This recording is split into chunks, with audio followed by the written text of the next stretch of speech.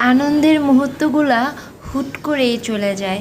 এই ভিডিওটা আজকের না, এই ভিডিওটা আমি যখন কিছুদিন আগে বাবার বাড়ি ছিলাম ঈদের ছুটিতে, ওই দিনের ঈদের তৃতীয় দিন বিকালবেলা আমি একটু ঘুমাইছিলাম। হঠাৎ আমার ছোট ভাই ফোন দিয়ে বলল, দিদি বাসায় আসতেছি। আমি তো শোয়া মানুষ, উঠে বসলাম। কি বলে ভাই, হঠাৎ ফোন দিয়ে বলে বাসায় আসতেছে, এটা কোনো কথা? আগে থেকে কোনো ফোন না, কিছু না।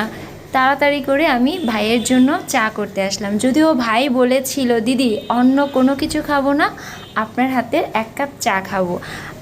তো আমি সঙ্গে সঙ্গে দেরি না করে রান্নাঘরে ভাইয়ের জন্য চা করতে চলে আসলাম। আর ছোট ভাইটা কিন্তু আমার ছোট বোনের বর ছিল। ছোট বোনের বর তো ছোট ভাইই হয়, তাই না? তো আমি চা করতে করতেই ছোট ভাই চলে আসে, এসে দেখে দিদি রান্নাঘরে চা করতেছে।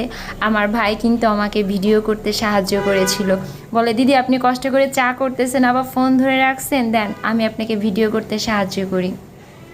আমার ভাই কিন্তু এই ভিডিওটা করে দিয়েছিল। তারপর আমাদের চা করা হয়ে গেল।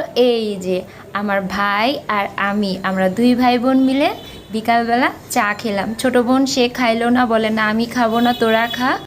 তারপর আমরা ভাই বোন মিলে চা খেলাম, আর চায়ের সঙ্গে ছিল বাকরখানি আর সোনপাপড়ি।